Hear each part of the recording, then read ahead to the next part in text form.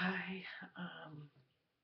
this is Ethel Blumpkin, and I was born in 1963, and this is my first vlog as Ethel Blumpkin, born in 1963, and I need to address some traumatic events that I've personally experienced in the past week that have caused me to adopt this new identity, and that is, oh God, I don't even want to get into it really. When I think about it, it's traumatic. Suffice it to say that I'm still reeling from this event. I think about it within moments of waking up in the morning, and I cringe and feel a hot, prickly feeling and panic, and then I just force it out of my mind. I just can't bear to think about it. And some of my viewers will know what I'm talking about and what I'm referring to, and it's still painful. It's really, I don't know, but I decided that I would not be broken by it and that I would continue to vlog, albeit with more privacy. Oh, yeah, I feel like a fool. I do. The measures I didn't take to ensure my privacy in the past.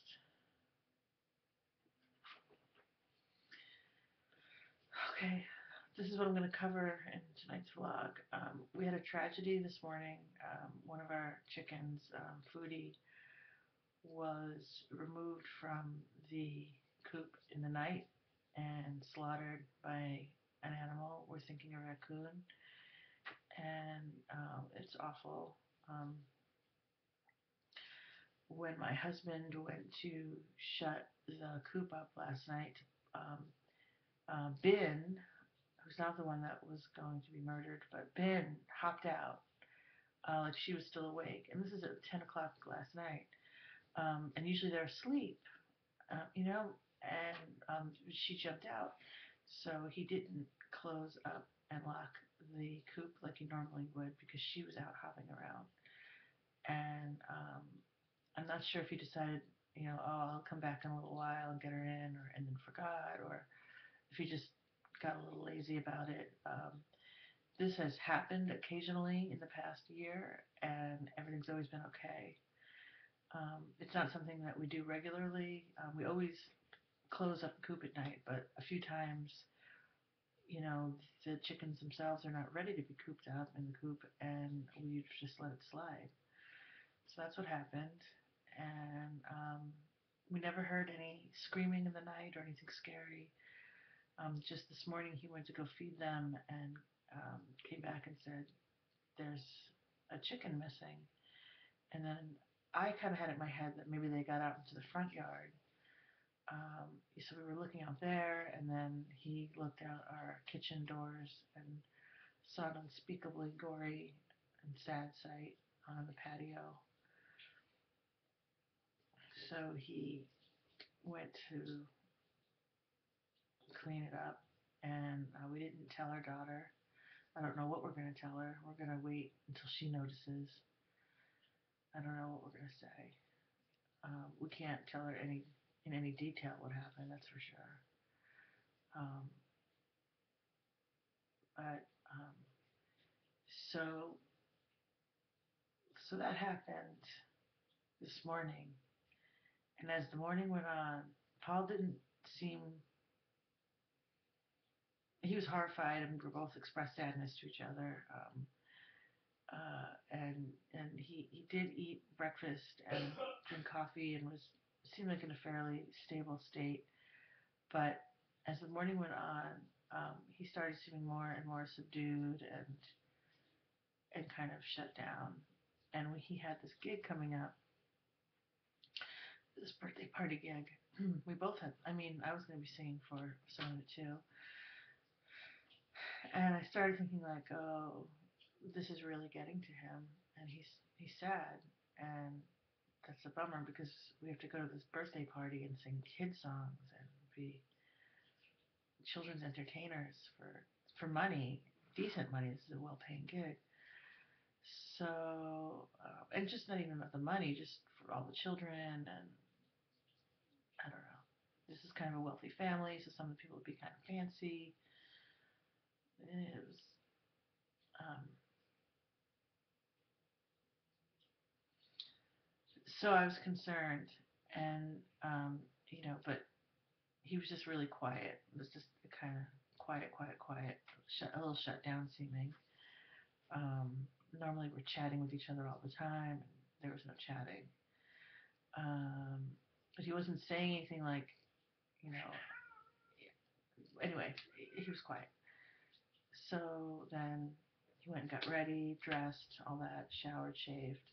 I got myself ready, dressed our daughter, um, you know, just getting ready to go. Oh, by the way, it was pouring rain today, like a monsoon, which is better than snow.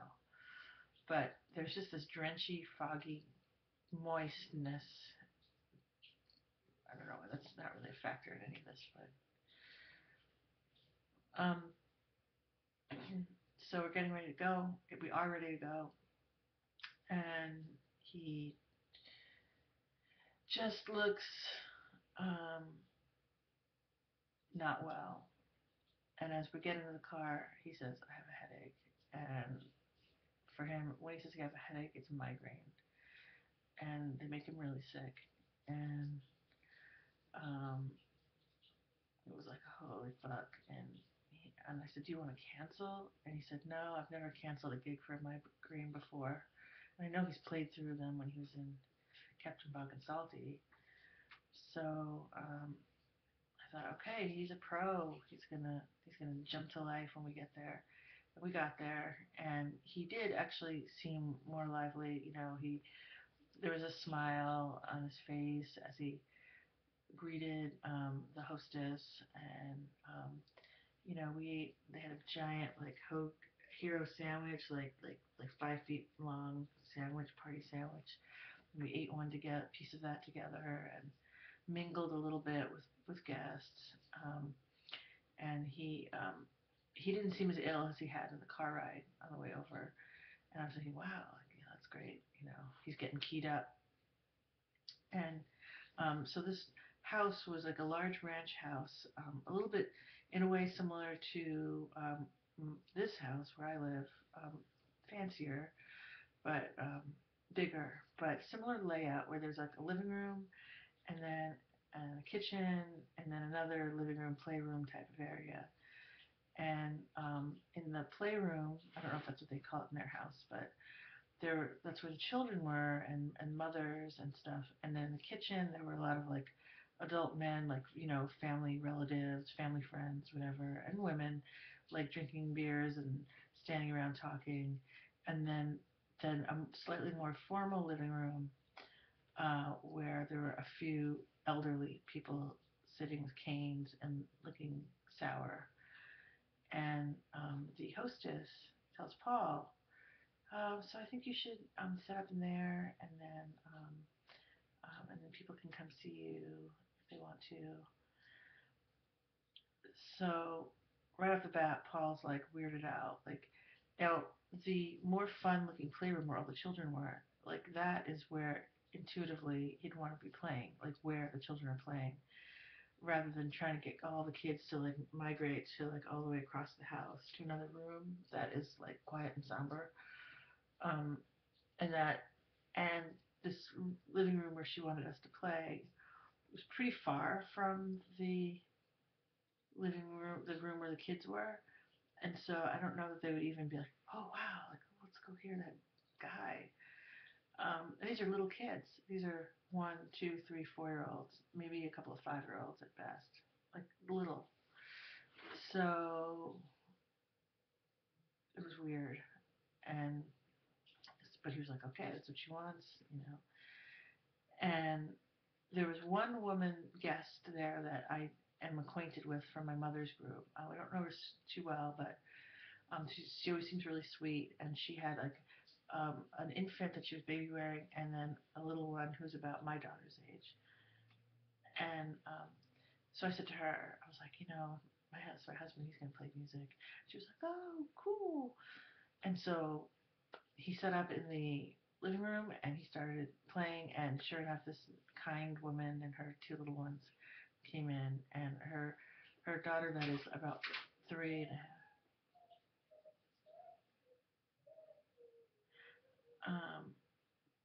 My husband is singing Bobby McFerrin in the shower, and I thought it was my daughter crying.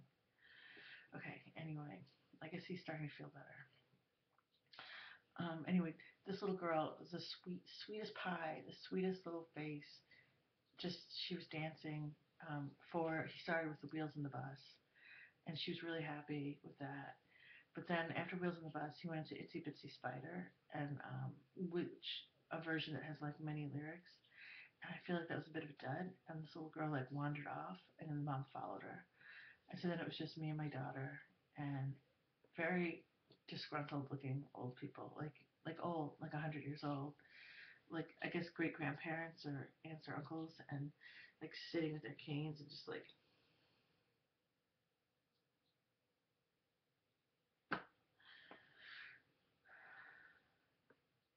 The thing is that the old woman who looked like 100 years old looked really mean and frowning. She had like super red hair, and she was dressed up in green and gold because it's almost St. Patrick's Day. I mean, she had like a green sweater and green slacks, like Kelly Green, and then like a million gold chains, gold rings, gold bracelets on both wrists, and awesome gold ballet flats, really shiny. So she looked incredible, but she looked like she was scary and mean looking too. So, okay, so Paul, also the original Paul plan was he was going to have a kid set and an adult set because Tara, the hostess, had said that she wanted a mix of children's and not children's songs. So there were no children in the room, so he was like, maybe, or he decided to play "Won't Back Down" by Tom Petty, and he's playing that, and like just no one cared. I mean, the the whole party was in the kitchen and in the other playroom, and like there was really nothing going on in this room, and